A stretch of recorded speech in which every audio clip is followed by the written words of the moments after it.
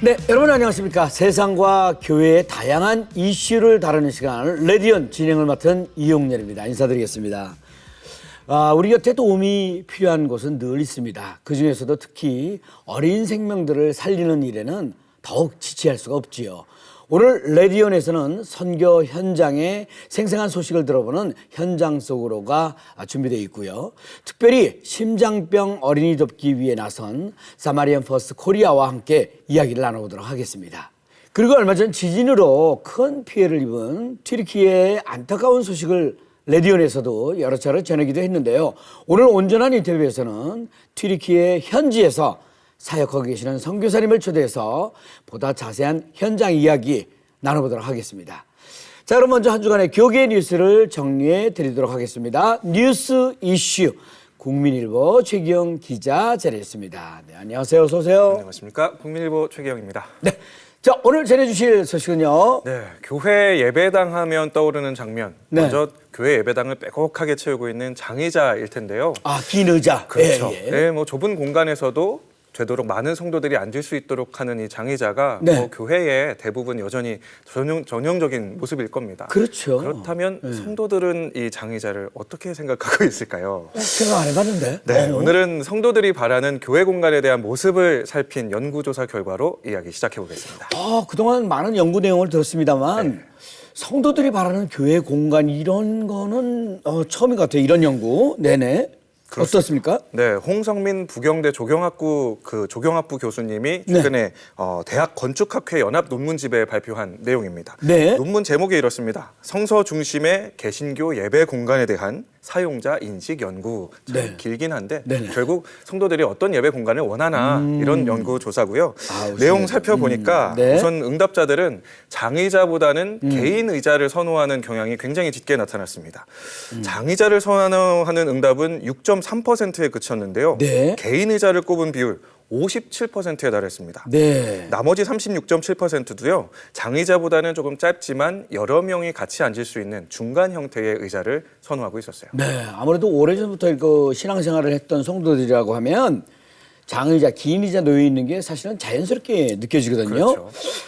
그런데 개인 의자를 선호하는 현상이라면 시대의 변화도 네. 좀 엿볼 수 있는 그런 모습인데. 맞습니다. 네, 어떤 조사 결과가 나왔습니까? 네, 논문에서 이제 가장 눈길을 끌었던 부분이 예배당 내부 구조에 관련된 내용이었습니다. 네. 가령 이제 회중석 같은 경우에는 높낮이의 변화가 없는 이제 평평한 구조보다는 강단이 내려다 보일 수 있는 계단형을 선호하고 있었어요. 네. 10명 중에 6명 이상이 계단형을 선호하고 있었고 그렇다고 모든 성도들이 다 내려다 보이는 것만 좋아하냐? 꼭 그렇지만은 않습니다. 내려다 볼 수는 있지만 1층과 2층으로 나뉘어져 있는 발코니 형태는 10명 중 3명밖에 선호도가 나타나질 않았어요. 성도들의 니즈가 참 복잡하죠.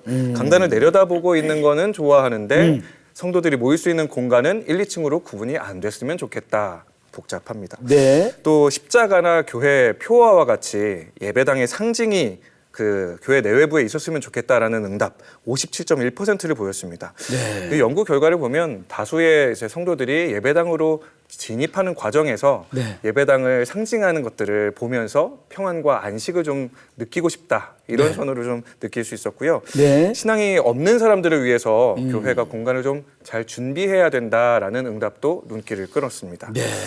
교회를 찾은 사람들을 상대로 환영하는 느낌을 선사하는 공간이 필요한가라는 질문에 필요하다. 그리고 매우 필요하다. 이 두 가지 응답을 합치니까 72.6%, 4명 중에 3명이 이런 공간이 필요하다고 느끼고 있습니다. 네, 그렇군요. 사실 우리 사회에 기독교에 대한 긍정적인 인식 회복이 그 어느 때보다도 절실한데요. 네. 연구 결과를 이렇게 잘 접목해서 교회가 성도는 물론 비기독교인에게도 어떤 환대의 공간이 되었으면 좋겠습니다. 네. 자, 다음 소식 전해주시죠. 네, 예배 공간에 대한 이야기를 했는데 네. 이번에는 교회 안에서 섬기고 봉사하면서 살아가는 성도들의 이야기입니다. 네. 얼마 전에 레디온에서 백석대 손철우 교수님 모시고 이런 얘기 나눴었죠. 대한민국의 직장인 10명 중에 6명 이상이 번아웃 증후군을 겪고 있다. 네, 기억납니다. 참 안타까운 소식이었는데 교회 안에도 이런 고민과 문제가 좀 있었습니다. 네네. 최근에 공개된 총신대 박사학위 논문에 따르면요. 교회 봉사자들 중에서도 신체적, 정서적 탈진, 즉 번아웃을 호소하는 성도들이 적지 않았습니다.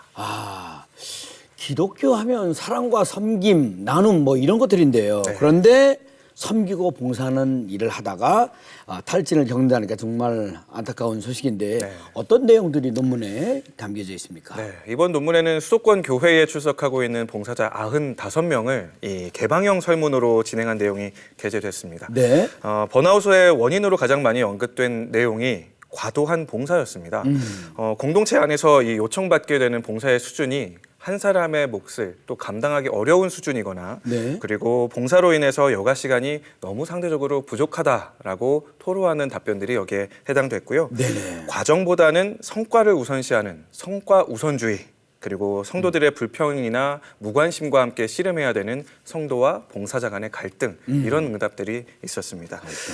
심층 인터뷰에 응했던 한 성도의 답변이 좀 기억에 남는데요. 네. 이런 말씀 전해주셨습니다. 영혼을 사랑하는 마음으로 시작한 사역이 나중에는 사람은 없고 시스템만 남는 경우가 상당히 많았다. 이런 점 때문에 고통스러운데 다음 주가 되면 똑같이 반복되고 있었다. 안타까운 이야기죠. 다들 처음엔 좋은 마음으로 시작했다가 오히려 상처만 남게 돼서 힘들어하는 분들이 계신데 네. 이렇게 번아웃을 겪지 않게 하려면 뭐 또 노력해야 되지 않겠습니까? 그렇습니다. 네. 사실 예수 그리스도의 제자로서 살아가면서 사랑과 헌신으로 수고하는 것, 한국 교회를 이끌어가는 원동력이라고 해도 과언이 아닌데요. 네. 교회 사역 전문가들은 이렇게 번아웃을 호소하는 성도들을 그 성도의 신앙 수준을 가늠하거나 평가하는 잣대로 바라보는 시선을 없애는 것이 우선이라고 강조했습니다. 네네. 두 번째로는 교회 안에서 이 네. 봉사자의 번아웃을 숨기거나 감추는 것이 아니라 같이 고민하고 공유하는 분위기를 만들어가는 것 네. 중요하다라고 조언을 전했고요. 마지막으로는 번아웃이 때로는 하나님의 사랑을 더 깊이 알 수 있는 기회로 만들어지기 때문에 네. 번아웃을 혹시 겪게 되는 사람이 있을지라도 다시 회복하고 공동체로 돌아올 수 있도록 이 훈련하는 공동체의 과정이 좀 필요하다 이런 조언도 남겼습니다. 그렇죠. 예. 이야기를 듣다 보니까 말이죠. 교회 안에서 열심히 봉사하는 성도들의 마음을 잘 헤아리지 못했다는 생각이 듭니다. 좀 더 살피고 돌아보면서 다 같이 지혜롭게 협력해 나가야 할 것 같습니다. 네. 자, 최기영 기자 대단히 감사합니다. 수고하셨습니다. 감사합니다. 네. 자, 이어지는 단신 뉴스 보시고 다음 출연자 만나보시겠습니다.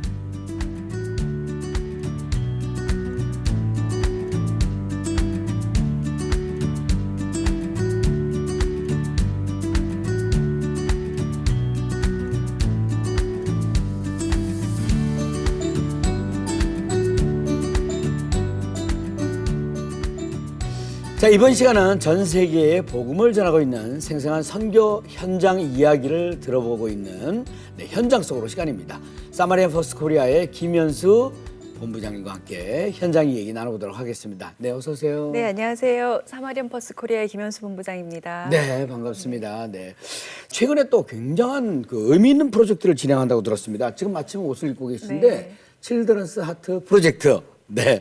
구체적으로 어떤 사역입니까? 네, 칠드런스 하트 프로젝트는 의료 서비스가 열악한 나라의 아이들을 초청해서 무료로 심장 수술을 제공하고 항공 숙박 통역 서비스를 제공해서 아이들의 건강을 회복시켜주는 의료 선교 사역입니다. 네. 근데 여기서 특별한 점은 건강만 회복시켜주는 것이 아니라 수술 후에 돌봄 교회와 돌봄 가정의 도움을 받아서 네. 복음을 보호자와 아이들에게 전할 수 있게 되고 그 기간에 예수님의 사랑과 복음을 듣게 되는 기회를 제공할 수 있는 의료 선교 사역이라는 것이 네. 다른 많은 심장 수술 프로그램과 다른 점이고요. 네.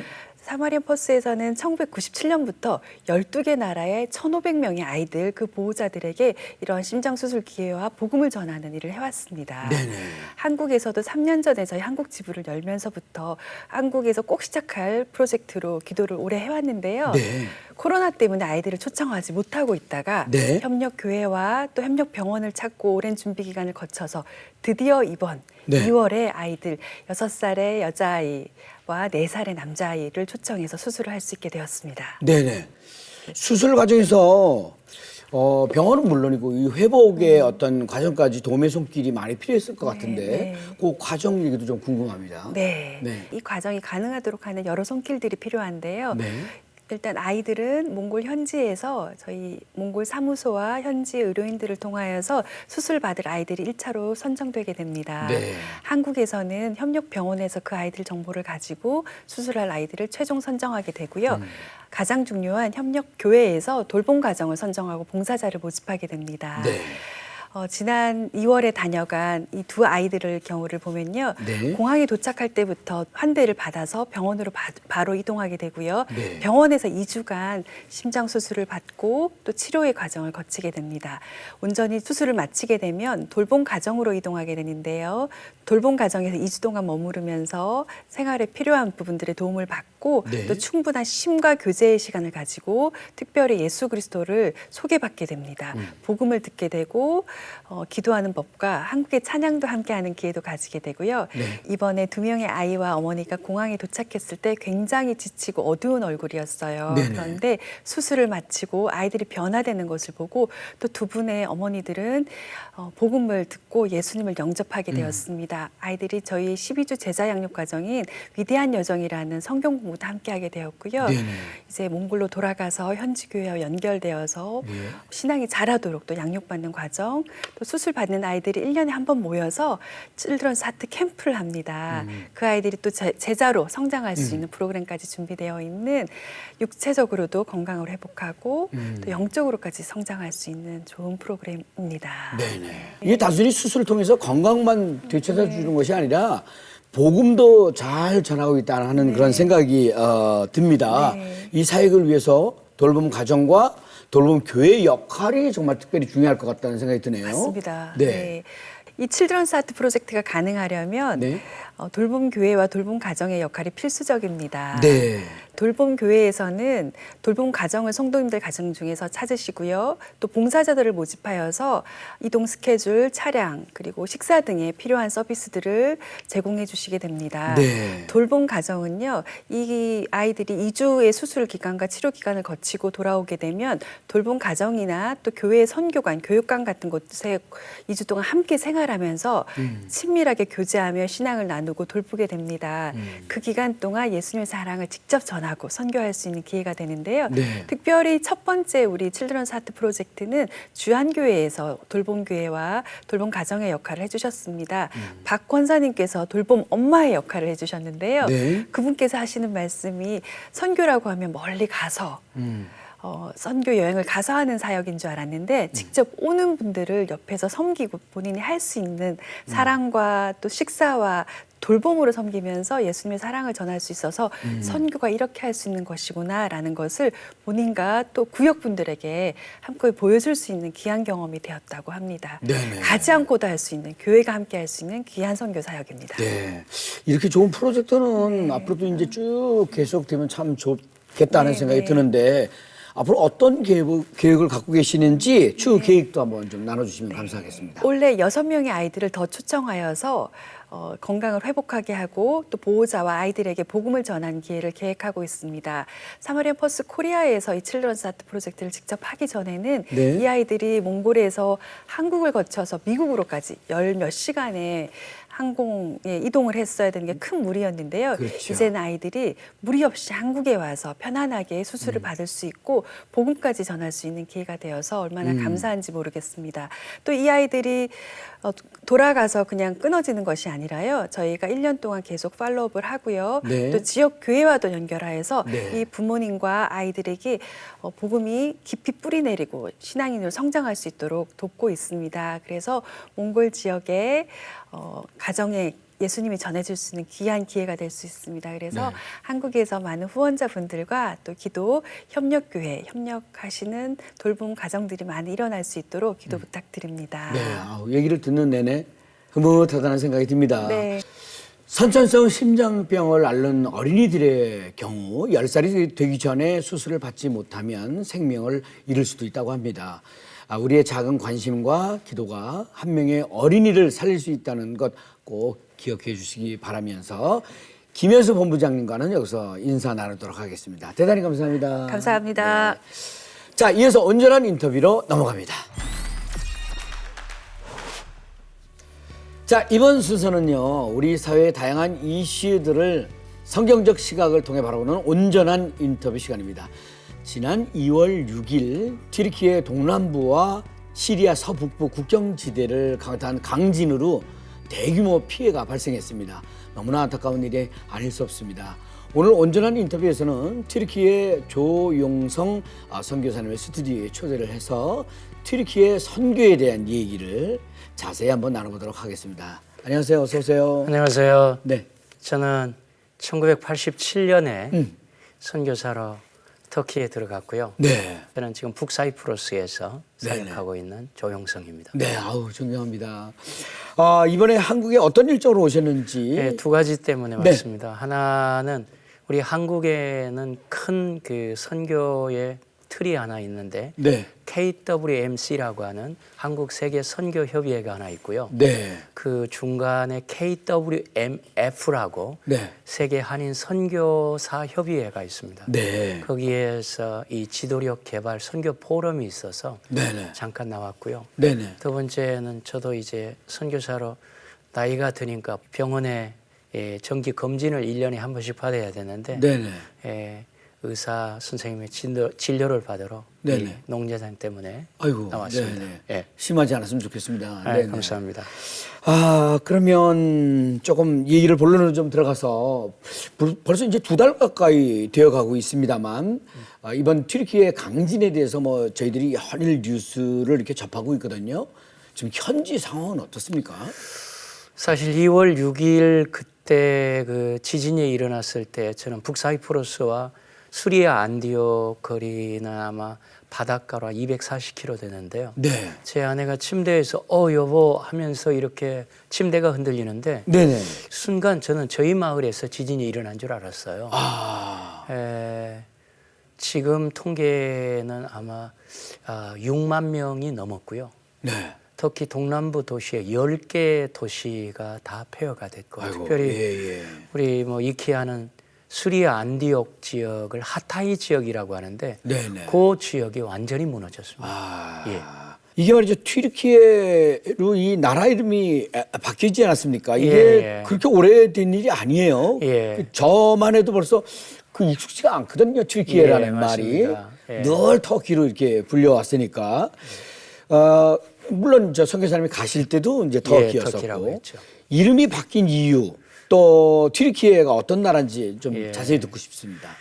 사실은 지금 현 에르도안 대통령이 사실 이제 국제사회에서 터키 하면은 그 원래 터키가 이 서구 사람들은 그 칠면조라는 의미가 있거든요. 네네네. 근데 그 칠면조라는 의미가 그렇게 별로 좋은 의미가 아니에요. 네. 그래서 터키의 지금 현 대통령 에르도안 대통령이 예. 자기가 국민들에게 이야기하면서 튀르키예라는 말은 터키 말입니다. 튀르키예, 터키인이라는. 네. 그래서 이름이 바뀌어진 것입니다. 네네. 그렇습니다. 사실 그 말은 그 말인데 예. 받아들이는 의미가 예. 완전히 다르군요. 예. 그렇게 된 겁니까? 그래서 튀르키예라고 이름이 네. 바뀌어지게 됐습니다. 저희들도 익숙해지려면 조금 시간이 걸릴 것 같습니다. 특히 좀 나이 드신 분들은 오래전서부터 터키로 그렇죠. 알고 있었지 않습니까? 예. 네. 아무튼 이제 튀르키예라고 저희들이 불러야 되는데 말씀 나온 김에 좀 여쭤보겠습니다. 그 터키 튀르키예라는 나라가 면적이 어느 정도고 예. 또 인구라든가 지금 종교는 조금 인구가 전에 9,700만이고요. 9,700만. 그리고 우리나라 남북한 땅의 8배 큽니다. 네. 쉽게 이야기하면 이 독일 동서독 합친 땅보다 터키가 2배 큽니다. 종교 분포도는 어떻습니까? 지금 터키에는 사실은 이 세속 국가이기 때문에 종교는 98%가 모슬렘이고요. 그리고 2%가 여타 종교와 함께 있는데 네네. 사실 터키는 이 사우디나 중동의 국가하고 좀 차별화되는 거는 세속주의 국가이기 때문에 종교적으로는 자기들이 자유가 있다고 말하지만 네. 실제적으로 저희들이 이제 전문 용어로 하면 프로파간다라고 하는데 거리에서 전도한다든지 복음을 직접 전할 수가 없습니다. 네. 형제 나라로 가잖아요. 한국과의 그 역사적인 관계 조금 자세히 듣고 싶습니다. 저는 터키를 가게 된 동기도 터키와 한국의 1950년에 6.25 전쟁 때 유엔에서 16개국 중에 터키가 16개 나라 중에 6번째로 파병을 많이 했습니다. 그렇죠. 예, 예. 이게 여단이 왔고요. 그 당시만 해도 한국 전쟁 당시만 해도 721명이 전사했습니다. 네네. 그리고 부상자만 해도 2147명이었거든요. 네. 그래서 터키는 역사적으로 두 나라가 혈맹 국가입니다. 하나는 대한민국이고 네. 하나는 파키스탄입니다. 네. 그런 면에 있어서 터키는 한국을 잊어버릴 수가 없습니다. 그래서 지금까지 유엔에서 네. 터키의 문제가 한국 문제만 나오기만 하면은 터키는 한 번도 문제가 뭘 보지 않고 늘 터키는 한국을 형제국가, 혈맹국으로 한국을 지지해 왔습니다. 네네. 아, 이 기독교 역사적으로 큰 의미를 갖는 곳이기도 하지 않습니까? 맞습니다. 그런데 너무 안타까운 것이 기독교 박해 수준이 높은 나라라고 좀 들었거든요. 예. 어떻습니까? 어느 정도인지 한국 교회 튀르키예 선교사에 대한 그 선교에 대한 역사 직접 겪으셨을 테니까. 그 터키는 원래 근대 선교는 1860년에 됐고요. 네. 그리고 1960년대부터서 그 국제 OM 선교사들이 선교를 시작했던 것은 선교의 원년이라고 그렇게 봅니다. 네. 그런데 참 터키는 어느 선교학자가 말하기를 잊혀진 땅이라고 그렇게 불렀습니다. 왜냐하면 사실 터키는 원래 기독교의 산실입니다. 예. 어쩌면은 이스라엘을 성지라고 말한다면 터키는 사도행전의 역사의 현장입니다. 네. 그런 면에 있어서 터키가 참으로 성경적으로 굉장히 중요한 지역인데 네. 1453년 동로마 제국이 멸망하면서 오스만 터키가 기독교 땅에 들어오죠. 네네. 그래서 콘스탄티노플이라는 말이 원래 기독교의 수도였었는데 1453년에 오토만 터키가 들어오면서 이스탄불이라는 말을 그때 사용하면서 네네. 이스탄불은 시리 오브 이슬람, 이슬람의 도시라는 말을 붙이게 돼서 네. 지금까지 터키는 모슬렘 국가가 된 것입니다. 네네. 예. 앞으로 어떤 점에 이렇게 노력해야 될 거라고 생각하십니까? 글쎄요, 저는 선교가 사실 네. 이 하나님께서 주시는 은혜를 받은 선교사가 선교지에서 삶을 살아내는 거라고 생각해요. 네. 그런 면에 있어서 터키는 외부적으로는 굉장히 자유분방한데 실제적으로 막상 모슬렘들과 접해서 기독교의 복음을 전할 때에는 네네. 자기는 태어나면서부터 모슬렘이라고 말합니다. 그래서 참 이 모슬렘들의 개종하는 것은 저는 한 시대가 지나가면서 네네. 복음을 이렇게 전하는 것이지 당장 예수 믿고 개종하고 복음으로 돌아오는 그런 선교의 전략은 저는 아니라고 생각하는 게 제 생각입니다. 네. 예. 네, 선교사님 개인 사역 얘기도 조금 듣고 싶습니다. 예, 저는 1987년에 선교사로 갔을 때 네. 저는 저희 교단 선교부 대한예수교 장로회 합동측 저희들이 일명 GMS라고 그렇게 부릅니다. 네. 그리고 저는 대학 때 제가 사실 CCC를 통해서 예수님을 인격적으로 만났어요. 네. 그래서 중동 모슬렘 지역에 제가 1호 선교사로 터키에 갔습니다. 네네. 저는 캠퍼스 사역을 주로 했고요. 저는 한나라 심장부가 대학이라고 생각합니다. 네. 그래서 저는 대학에서 젊은 대학생들을 중심으로 사역하면서 거기에 예수를 믿었던 젊은 대학생들을 중심으로 교회 개척을 했습니다. 네네. 그래서 지금 이스탄불에 현지인 교회가 세워졌는데요. 지금도 우리 현지인 교회 목회자가 목회를 하고 있는 이 교회가 하나 있고요. 그 이후에 제가 늘 고민했던 것 중에 하나는 결국 선교사는 선교지를 이양하고 현지인들의 지도력이 개발되는 게 선교의 마지막 고럴이라고 생각합니다. 네네. 그래서 저는 현지인 신학교를 세워서 지금 이름이 토움 신학교라고 터키 말에 시아 신학교라고 그렇게 부릅니다. 네네. 이 학교는 건물도 없고요. 우리 선교사들이 연합해서 만든 신학교인데 이 신학교에 제가 초기에 세워서 지금도 현지인 지도자들을 양성하고 있고 제가 2012년에 26년에 터키 사역을 마치고 저희 교단 선교부의 책임자로 불러서 6년 동안 저희 GM에서 선교사의 책임자로 있었습니다. 네네. 그리고 2018년에 제가 본부 사역을 마치고 선교지에 들어갈 때 제 아내와 함께 기도하면서 하나님 우리가 터키에 어디로 갔으면 좋겠습니까? 기도하는 중에 터키는 지금 한국 선교사들이 제가 알기로는 300여 명 됩니다. 네. 그래서 우리가 또 선배가 또 후배들이 있는 선교지에게 다시 가는 것보다 우리는 개척자의 심정으로 네. 우리가 선교사 없는 지역으로 가자 해서 북부 사이프러스에 들어갔습니다. 여러분이 사이프러스 하면은 성경적인 지명하고 잘못 좀 생각하시는데 제가 살고 있는 북사이프러스는 성경의 사도행전 13장에 뭐 구브로입니다. 바나바의 고향입니다. 말씀 나온 김에 튀르키예하고 사이프러스 어떻게 다른지도 좀 예, 설명해 주세요. 그러니까 사이프러스는 터키가 1974년에 네. 사이프러스 전쟁이 일어나면서 남쪽은 그리스 땅이고 네. 북쪽은 터키영이 됐습니다. 이게 역사적으로 비극인데요. 지구상에 지금도 분단 국가가 딱 두 나라가 있습니다. 네. 하나는 우리 조국 대한민국이고요. 하나는 사이프러스 공화국입니다. 1974년에 터키에서 역사적으로는 침공한 것이죠. 그래서 이곳이 터키가 그곳에 들어가서 했는데 사실 역사적으로는 이 사이프러스는 그리스 사람과 함께 살았습니다. 터키인들하고. 네네. 그러다가 터키의 한 마을을 그리스하고 이 살해 사건이 있었어요. 네. 그러니까 터키가 참을 수 없어서 그냥 그대로 침공해서 들어가 가지고 지금도 우리나라와 동일하게 정전 상태입니다. 그래서 남쪽은 그리스형, 북쪽은 터키형으로 유엔에서 그린라인을 치고 지금까지 있는 지역이 사이프러스인데요. 저는 북쪽의 터키형이라서 선교사가 없는 지역에 가서 저는 마지막 선교를 마무리하려고 들어갔습니다. 네. 사이프러스하고 구브로에 대한 그 설명도 좀 듣고 싶습니다. 어떻게 다른지. 예, 너무 좀 중요한 질문에서 감사합니다. 네. 예. 사실 사이프러스는 오늘날에 부렸던 사이프러스 공화국이고요. 네. 사실은 사도행전 13장에 보면 바울과 바나바가 수리아 안디옥에서 1차 선교를 했을 때에 구브로로 갔다고 그렇게 말합니다. 네. 그러니까 사이프러스는 성경 지명으로는 구브로입니다.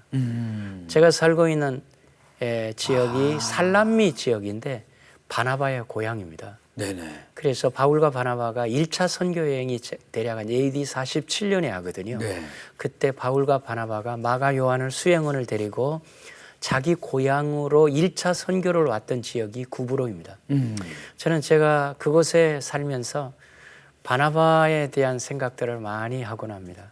바나바는 사도행전 4장에 보면은 이 바나바는 정말 헌신된 사람이었습니다. 사실 바나바는 역사의 무대에 바울을 주인공으로 세워놓고 무대 뒤에 사라졌던 참 귀한 사람이 바나바입니다. 네네. 그래서 저는 바나바를 보면서 바나바 없는 바울은 있을 수가 없다고 생각합니다. 그런데 바나바가 사도행전 4장에 보면 원래 이름이 요셉입니다. 네. 그런데 사도들의 발 앞에 자기 밭을 사서 바쳤습니다. 그런데 우리나라 말의 성경은 조금 이 번역이 좀 잘못된 건 아니지만 좀 그렇게 풍성한 번역은 아닙니다. 네. 원래 프로퍼티라고 재산을 바쳤습니다. 사도행전의 초대교회는 바나바의 헌신을 통해서 사도들이 모든 것을 자기 것으로 여기지 않고 물건을 통용하게 됩니다. 네. 그 헌신의 동인이 바나바입니다. 그래서 저는 바나바가 했던 그런 귀한 사역들을 우리 한국 선교사들을 위해서 제가 하고 싶은 게 사역이고요. 네. 바나바가 정말 착한 사람이고 성령이 충만한데 그런 사역들이 이루어졌으면 좋겠다고 싶어서 저는 바나바 고향이었던 구브로 살라미로 들어갔습니다. 네. 언제 돌아가십니까? 저는 다음 주일에 제 아내가 지금 저도 이 눈 치료 마치면은 네네. 바로 들어가려고 합니다. 네. 예. 눈 치료도 잘 마치시고 무사히 회복 잘 하시기 바라겠습니다. 감사합니다. 네네. 형제의 나라이자 또 우리 기독교인들에게는 성지와도 같은 튀르키예에 다시 복음이 세워질 수 있도록 선교사님들과 한국교회가 더욱 힘써야 되겠다는 그런 생각이 듭니다. 무엇보다 이번 지진 피해로 무너진 현지 교회와 교우의 생활 터전이 하루빨리 재건되고 이를 통해서 하나님의 위로와 소망을 전하는 그런 기회가 되시길 바랍니다. 자, 튀르키예 조영성 선교사님, 네, 대단히 감사합니다. 고맙습니다. 감사합니다. 네. 자, 레디온 오늘 준비한 소식은 여기까지입니다. 저는 다음 시간에 다시 인사드리겠습니다. 대단히 감사합니다.